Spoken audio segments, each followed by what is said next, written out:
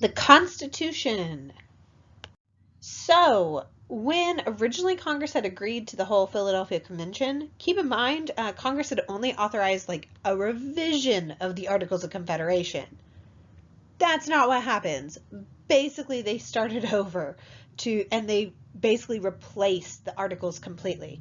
The first thing that they do at the Philadelphia Convention would be to elect George Washington unanimously as the convention's presiding officer. Nationalists then are going to immediately seize the initiative by presenting what comes to be known as the Virginia Plan. Now, this plan was drafted by one James Madison, also a future president of the United States. And it was very similar to most of the state governments. It had a bicameral legislature as well as a executive office and the judiciary. So we are going to see in this Virginia Plan, it is granting the National Congress power to legislate in cases where separate states are incompetent. So it's starting with this hierarchy of the federal government over the state governments. For instance, the federal government could nullify any state law that they saw in its judgment as being contrary to the Articles of the Union. Now, the big part of this, though, was that representation in both houses, so this would be in the Senate and in the House of Representatives, was going to be proportional to the population. Thing is, smaller states are going to count this plan with the New Jersey Plan. Now, make no mistake, the New Jersey Plan is going to be quickly voted down. It's never really thought about as being a really, really viable option, but it's showing the different sides of this conflict of big states versus smaller states. Now, the New Jersey Plan was, with the New Jersey Plan, the idea was to keep intact a lot of the basic structure of the Congress under the Articles of Confederation, where the idea was one state, one vote. And that being said, it still did things like amended the articles by giving them the national government explicit power to like tax, regulate domestic and foreign commerce, and gave acts of Congress precedence over state legislation. So it's still doing that hierarchical view of the federal government over the state government and everything. But the big part of it was that one state, one vote when we're looking at, and it's a unicameral legislature for Congress. Now, as much as the New Jersey Plan is quickly voted down, the convention's actually going to remain in deadlock for another month. This is a really long convention, and it's going to be really tiresome with all the compromises they're going to have to bring about. And that's exactly what's going to happen here. Is it's not until July 16th that you get the Great Compromise, bringing about the Constitution, which is actually the same type of government we still have today.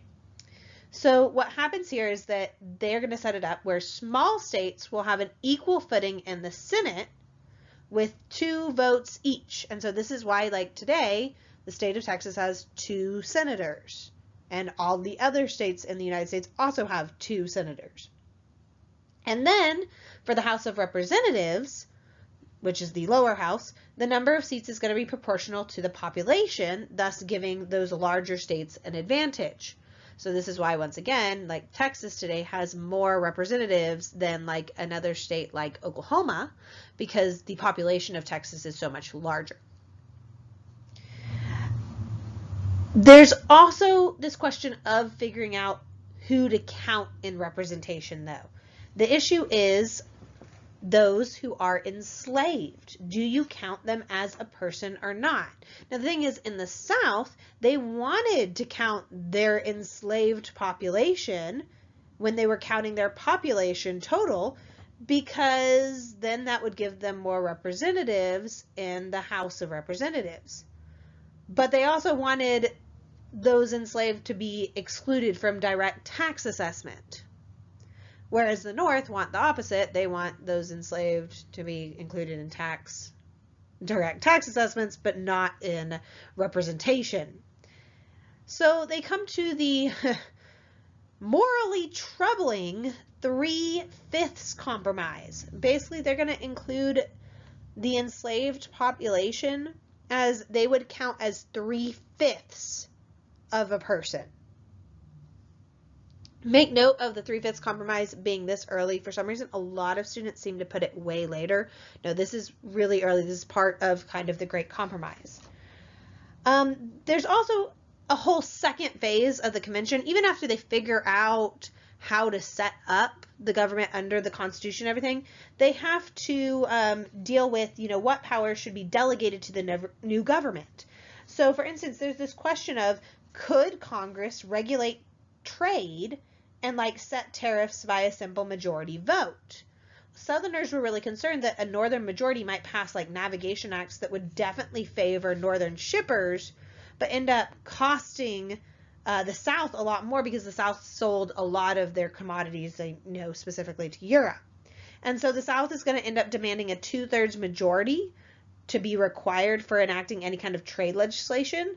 And also, we're going to see a compromise come about. And keep in mind, this is happening over the course of a month. So this takes quite a bit of time. The compromise comes out that Congress is going to be barred from acting against the slave trade. So the actual enslaving of Africans and bringing them to America for 20 years. So for 20 years, they cannot touch that. And Congress could not tax exports from any state. So as much as there's this deal of importing and everything, they can't tax exports.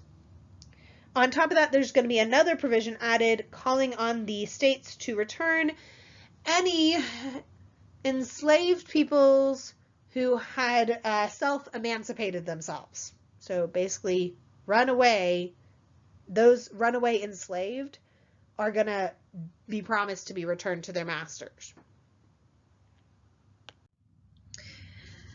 But then we have two other branches we have to kind of keep in mind with this new setup. The thing is, the executive branch, everyone knows very much when they set up this as a new part of the federal government, everyone knows George Washington is going to be in charge of the executive branch. And so it's because of their confidence in him, the delegates are going to fashion this chief executive office with very broad discretionary powers, including commander-in-chief of the armed forces. Because of course, if George Washington's going to be the leader of the nation, he's going to be in charge of the armed forces. They also gave him the authority to conduct in foreign affairs, negotiate treaties, the right to appoint diplomatic as well as judicial officers, the power to veto congressional legislation.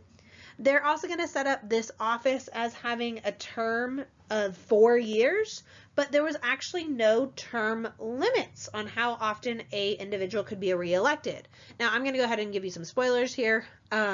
George Washington is only going to be president for 2 terms, and that's 8 years before he decides to retire from public life.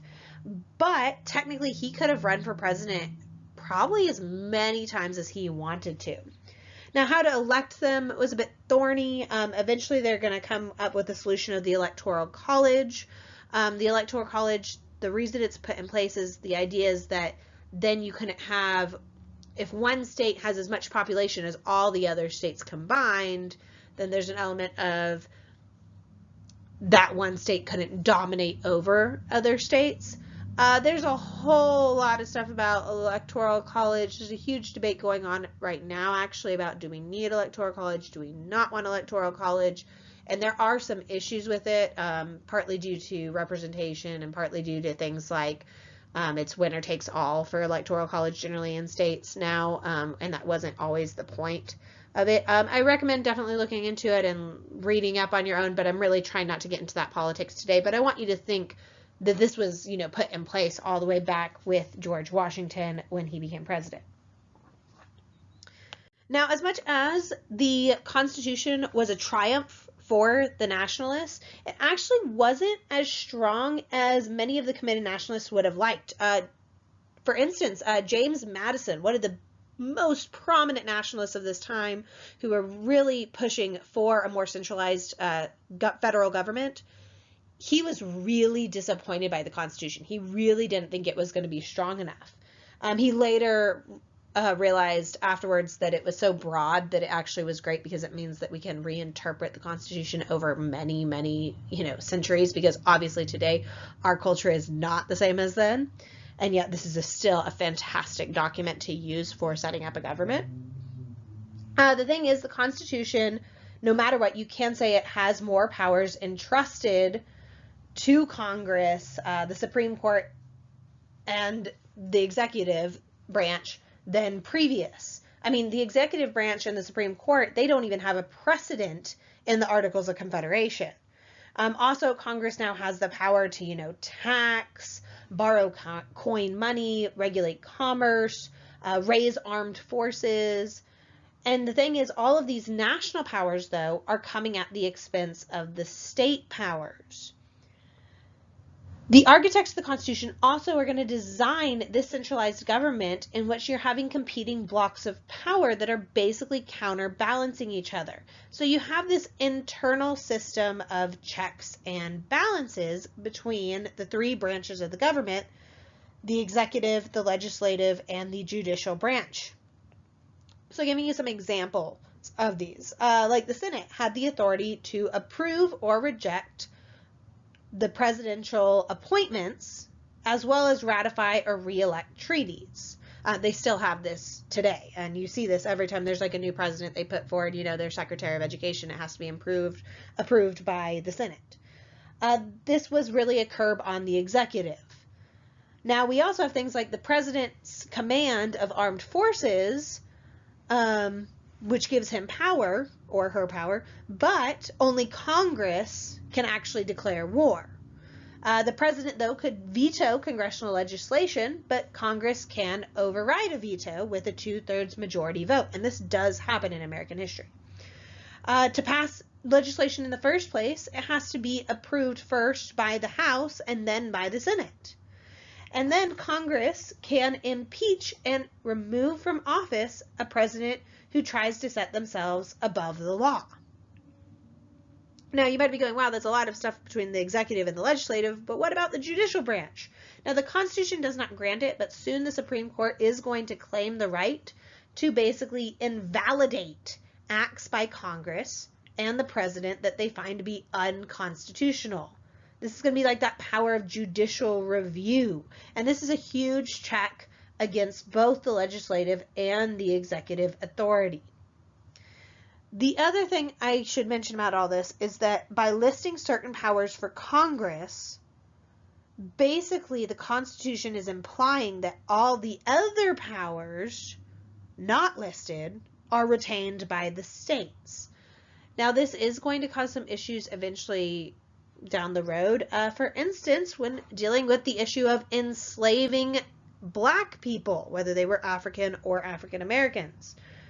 This became this gray area between the state and the national sovereignty, and we're going to see arguments over this very much will eventually lead actually into the conflict known as the Civil War.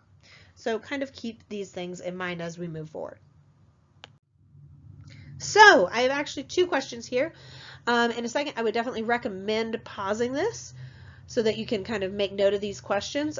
For discussion, I want you to think about what is good about this system and what is bad about it. And yes, I know I'm asking you that, knowing that a lot of this system is still in place to this day. And then, that's the thing. How does this system affect you today as part of your journal? So go ahead and pause if you need to, or you can go and do those separately.